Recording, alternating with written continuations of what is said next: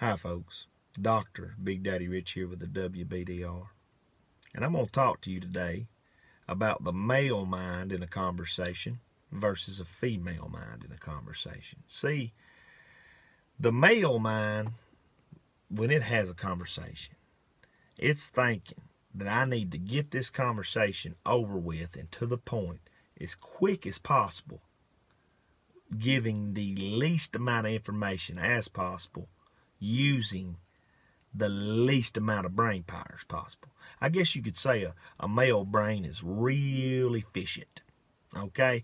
Now, the female brain, on the other hand, it wants to tell you a story so that you understand every single detail of that story. Okay, when she gets done telling that story, if you pay attention, you will know the fullness of that story. There'll be nothing left out. Okay, and that is how that works.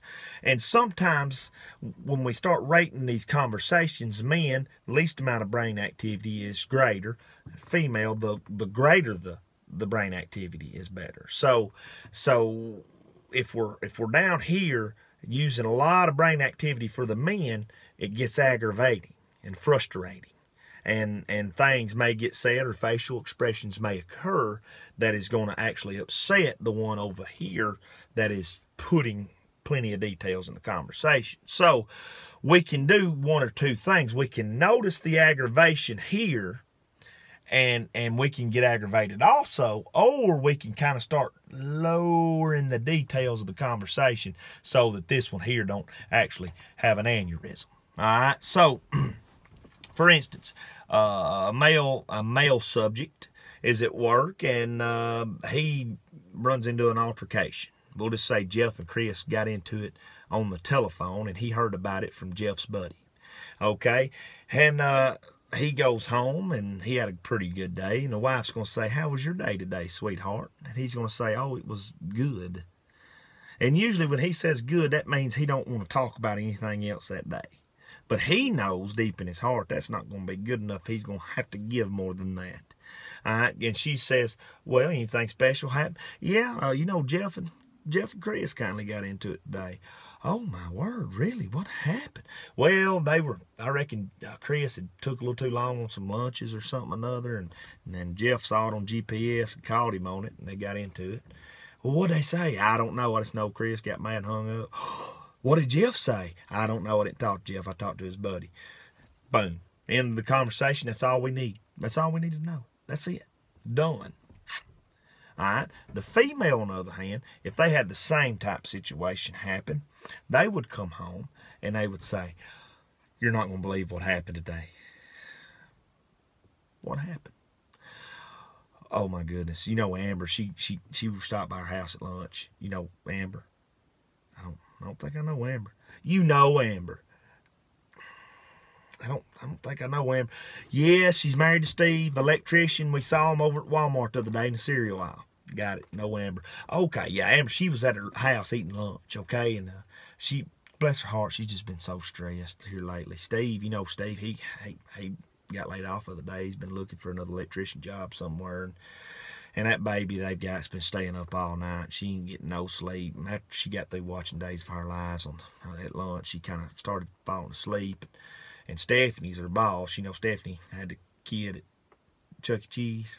I don't know. Luke. I don't know. You remember Lucas's birthday party? I know Lucas's birthday party, but I'm not remembering who Stephanie is. You remember she had the red blouse. It was kind of showing too much. Remember Stephanie? Got Stephanie. Oh, it's funny. Hey, you remember that?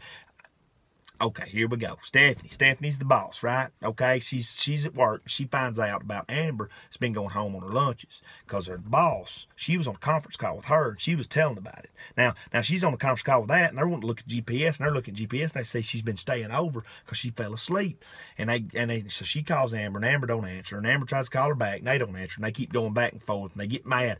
Anyway, they get on the phone. At this point in the conversation, the man is about ready to freaking explode. Oh, I mean explode, because he hates Amber. He hates the fact that Steve can't find a freaking job. He hates the fact that they got kids staying up all night. He can't stand Stephanie because she's an overriding boss. Can't stand her boss. Can't stand conference calls. Can't stand her boy named Luke who went to Chuck E. Cheese. Can't stand none of it because he's sitting here listening to a conversation that's never going to get to an end. Ever. Ever. And he could be in there on the couch eating Cheetos in his underwear, watching basketball in a complete coma, not using his mind whatsoever, just enjoying the rest of the peace that he had of the day. And that's where we run into a small, minute problem when we start trying to have conversations with our spouse. See, we need to keep the details kindly to a minimum. Okay, and I think it's going to really help everything, and everybody's going to get along much, much better. Hope this tidbit from Dr. Big Daddy Rich could help some of you guys stay married. I love you, and have a blessed and marvelous afternoon.